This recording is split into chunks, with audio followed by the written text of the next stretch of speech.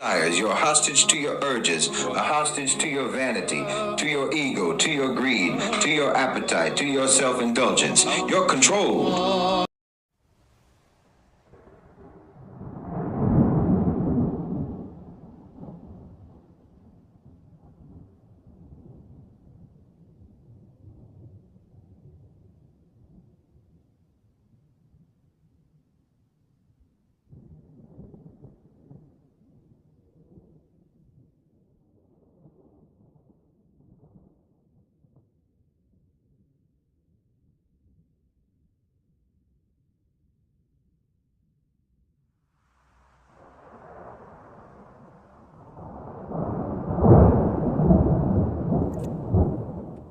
You've been taken hostage and you call it freedom. You're a hostage and you call yourself free, but you have no sovereignty over your own self. You're a hostage to your desires. You're a hostage to your urges, a hostage to your vanity, to your... You've been taken hostage and you call it freedom. You're a hostage and you call yourself free, but you have no sovereignty over your own self. You're a hostage to your desires. You're a hostage to your urges, a hostage to your vanity, to your ego, to your greed, to your appetite, to your self-indulgence. You're controlled. You're dominated. You're oppressed. You're humiliated. You're degraded. And you treat yourself with no respect. You treat yourself with no honor, with no dignity, with no nobility. It's unnatural. And then you wonder why you're miserable? Because you left your nest derelict. Instead of refining it, instead of training it, instead of disciplining it and molding it and controlling it, you have subjugated yourself as an individual. In the name of individualism, you've deprived yourself of your rights in the name of upholding your rights. You have enslaved yourself in the name of freedom. You're just a cluster of impulses to be manipulated. You're a puppet to your own desires, betraying your own potential and your own innate purpose. Well, this approach is never going to deliver you happiness. This approach is never going to deliver you contentment. It's never going to deliver you freedom, and it's never going to deliver you liberty. It won't even preserve your rights as an individual. It can and only ever has delivered you into captivity. Do you understand me? So yes, the first thing that you need to understand is that the whole framework and all the paradigms around morality and around moral behavior in the West, all of that is illegitimate and deceptive. They devalue you as a human being. They deprive you as a human being. And they degrade you as a human being. You've been taught the complete opposite of what's true regarding morality. You were taught that morality means, like I say, repressive rules that restrict you, that, stifle you or hold you back instead of hold you up. You were taught that adhering to a moral code makes you rigid, makes you narrow-minded, makes you impractical, or it makes you docile, makes you afraid of experience, makes you afraid of progress, and so forth. It makes you, judgmental, makes you harsh, makes you closed, whatever the case may be. They have so many ways to stigmatize morality. It'll make your head spin. And it makes it very obvious, subhanAllah, it makes it very obvious that the last thing that they ever want you to be is a moral person. The closest that they will ever come to approving morality is if that morality is completely vague and vapid. Romans chapter 8, verse 5. For they that are after the flesh do mind the things of the flesh, but they that are after the Spirit, the things of the Spirit. Verse 6. For to be carnally minded is death, but to be spiritually minded is life and peace. Because the carnal mind is enmity against the Most High, for it is not subject to the law of Yahweh, neither indeed can be. So then they that are after the flesh cannot please Yahweh. But ye are not in the flesh, but in the Spirit. If so be that the Spirit of God dwell in you. Now if any man have not the Spirit of Hamashiach, he is none of his. And if Hamashiach be in you, the body is dead because of sin, because the Spirit is life because of righteousness. But if the spirit of him that raised up Yahushua from the dead dwell in you, he that raised up Yahushua Mashiach from the dead also shall also quicken your mortal bodies by his spirit that dwelleth in you. That's right.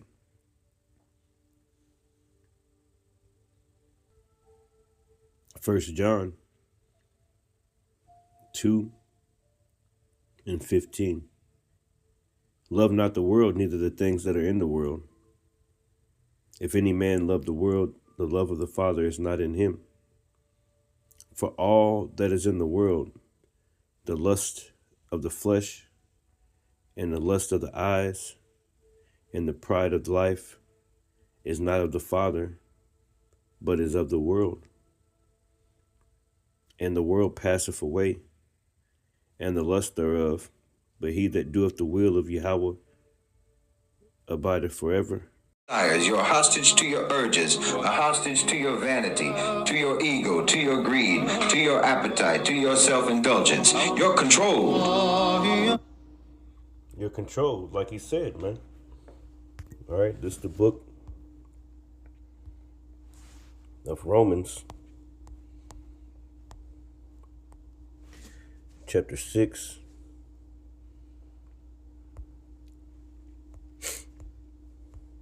And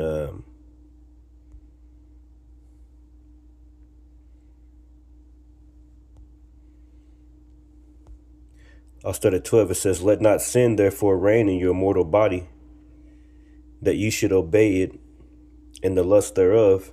Neither yield your members as instruments of unrighteousness unto sin, but yield yourselves unto the Most High Yahweh, as those that are alive from the dead, and your members as instruments of righteousness unto Yahweh.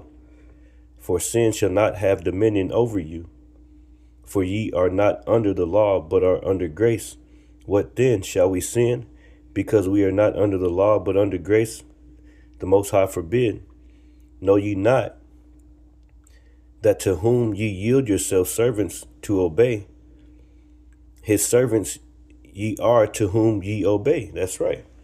So if you obey sin, all right, you obey the things in this life, all right, then they have a hold of you. The Lord told us clearly that the earth was given into the hand of the wicked. All right, Micah 2:10, arise ye and depart, for this is not your rest.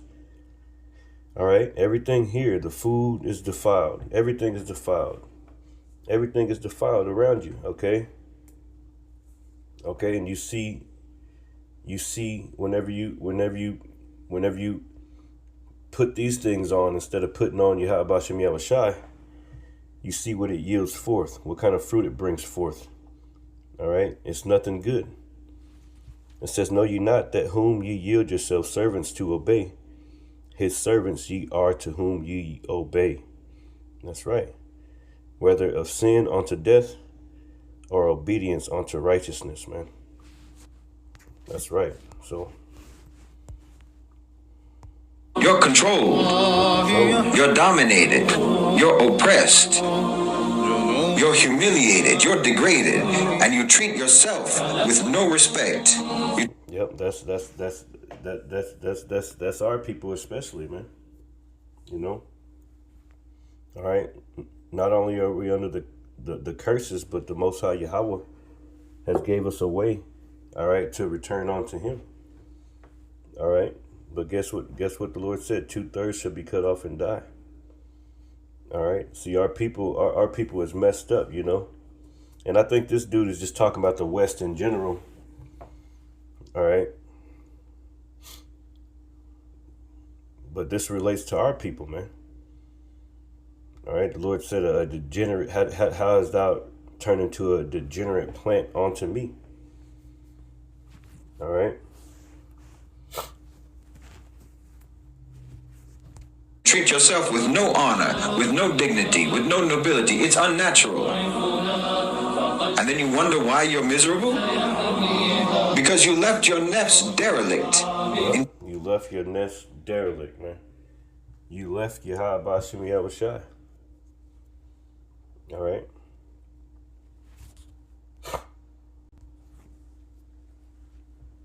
Jeremiah 2, verse 21, yet I planted thee a noble vine, holy, a right seed. How art thou turned into a degenerate plant of a strange vine unto me? For though thou wash thee with nitre, and take thee much soap, yet thine iniquity is marked before me, saith the Lord power. That's right. All right, so, Jake is through out here, man. All right? Jake is through out here. Humiliated, you're degraded, and you treat yourself with no respect.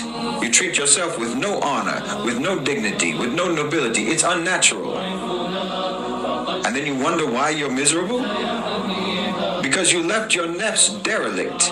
Instead of refining it, instead of training it, instead of disciplining it and molding it and controlling it, you have subjugated yourself as an individual. In the name of individualism, you've deprived yourself of your rights in the name of upholding your rights. You have enslaved yourself in the name of freedom. Enslaved yourself in the name of freedom. All right? Especially you women out there, man. All right? Now everything's becoming coming to the forefront, man. That this way of life here in America, all right, this ain't how you're supposed to live, man. This ain't how it's supposed to be. Anyway, with that, shalom. Hey, repent.